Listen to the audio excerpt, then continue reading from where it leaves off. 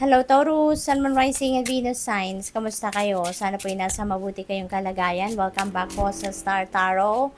Kung bago kayo rito, welcome din kayo. Thank you sa inyong support. I truly appreciate it. God bless you all po. Paunang mensahe ninyo, flexibility.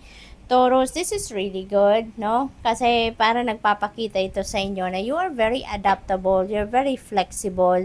You can easily adapt to new environments, to new situations, which is really good. Magiging, ano ninyo yan, magiging good quality ninyo yan para makarating kayo sa inyong success. Kasi marunong kayong mag-adjust, marunong kayong mag-adapt, 'di ba? Sabi nga dito, gently flow through the turbulence. Life has the ability to shape you, bend, don't break. Ayan. So, hindi talaga kayo dito magbe-break kasi marunong kayong mag-adjust, marunong kayong on how to get around any situation. So, we have healing energy. And takpan natin kasi medyo may ano ayan, bawal yan. So, we have healing. So, siguro ang iba sa inyo dito, Taurus is a healer, no? Maaring kayo ay biniyayaan ng healing powers ng universe at sa ngayon siguro, maybe you're being asked now to embrace your healing powers para makatulong kayo na mag-heal na ng mga taong nangangailangan ng healing, no? Maaring ganon. Possible din na baka kayo, no, ang iba sa inyo ang nangangailangan ng healing powers ng iba, no? So maaaring ganun ang ganap. What else? We have partnership. Ayan. So this partnership could be a partnership in business, partnership in love, partnership ng sa magkakaibigan, sa isang proyekto, yung mga ganon, no? Sabi dito, learn to grow with others, overcome obstacles by working together, touch each other's hearts while life lasts.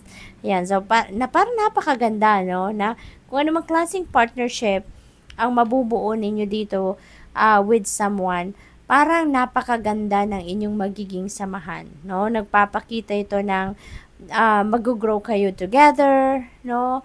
Walang hilahan, kumbaga walang crab mentality, no? Kundi there is a symbiotic relationship dito na mabubuo. Magtutulungan kayo, magsusuportahan kayo. You'd be able to overcome obstacles hand in hand, as in magtutulungan talaga, no? So parang siguro ang pick up ko dito parang soulmates kayo, no? Kung sino man itong makaka-partner ninyo, makakasama ninyo, parang ito na yung soulmate ninyo, no? So, tignan natin kung ano pa ang ganap dito for Taurus. We have freedom. Wow, napakaganda. Siguro, dati, someone is dictating you, no? Kung ano yung gagawin ninyo, ano yung pagfofokusan ninyo, ano yung mga dapat ninyong bigyan ng panahon, oras, attention, no? So, maaaring ganon. Pero, siguro, ngayon, you're going to reclaim your freedom. You're really going to, reclaim your independence, no? Makakalaya na kayo. Kayo na yung magdidikta ng buhay ninyo. Now, kayo na ngayon yung magdidesisyon para sa sarili ninyo, which is really good. Ano pa? We have meditation. Yan, ang iba sa inyo dito, Taurus, nangangailangan ng me time, no? Ng alone time. Kailangan ninyo na magnilay-nilay, magmuni-muni, mag-meditate kayo. Meditation is really great, no? Kung nasubukan nyo na yung meditation, ay nako, 'di ba? It really does wonders kasi meditation bring answers din. Kung meron tayong mga naguguluhan sa isipan natin, meron mga sitwasyon sa buhay natin na hindi natin naiintindihan, marami tayong question mark sa isip natin. When you do some kind of meditation, no, maririnig ninyo ang sagot diyan, no? Maririnig ninyo kung ano ang kailangan ninyong marinig. Kaya, at saka, no, it's very grounding. Yung meditation is very grounding. Talagang, parang, ang gaan ng pakiramdam pagkatapos, no, na mag-meditate. So, if you haven't tried meditation yet, no, give it a try, no, give it a try. Dito sa YouTube, ang dami-daming reference na mapagpipilian ninyo. Merong mga short meditation, merong may guided meditation, merong wala, nandito ng lahat. So, research ninyo yan dito sa YouTube. Ang dami-daming guide na makukuha kayo at mapagpipilian ninyo kung alin yung applicable sa inyo. So, tingnan natin kung ano pa. We have acceptance.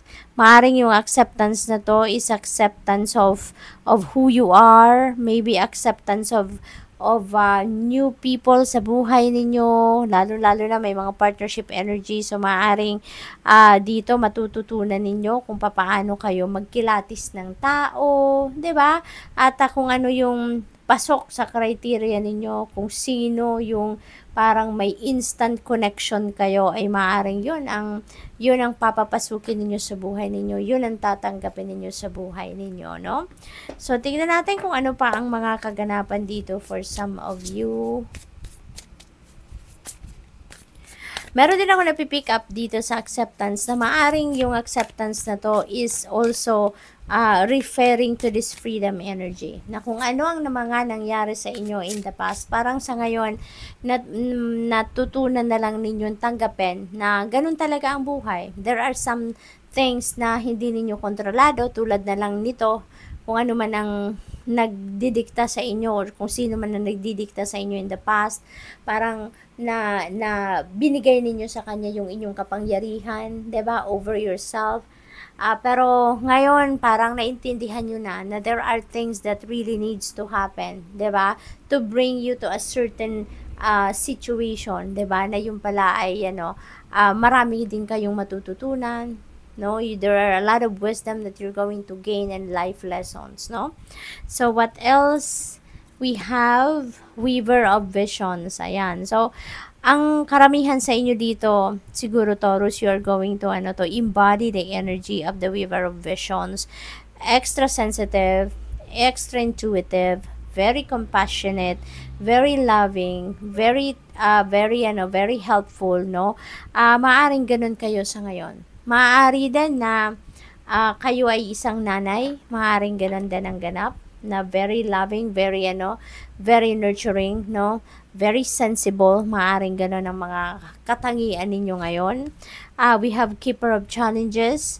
Maybe, ang iba din sa inyo dito, Taurus, merong confusion or merong kayong sitwasyon na naguguluhan kayo, hindi kayo makapagdesisyon, kaya maaring kailangan ninyo dito na magkonsulta kayo to someone. Maaring ito ay emotionally matured person na nalalapitan ninyo, or maaring matured na talaga siya by age, kaya marami na siyang alam sa buhay, marami na siyang lessons learned sa buhay, person of wisdom na maaring ganon. Or maybe ang lalapitan ninyo dito is also professionals.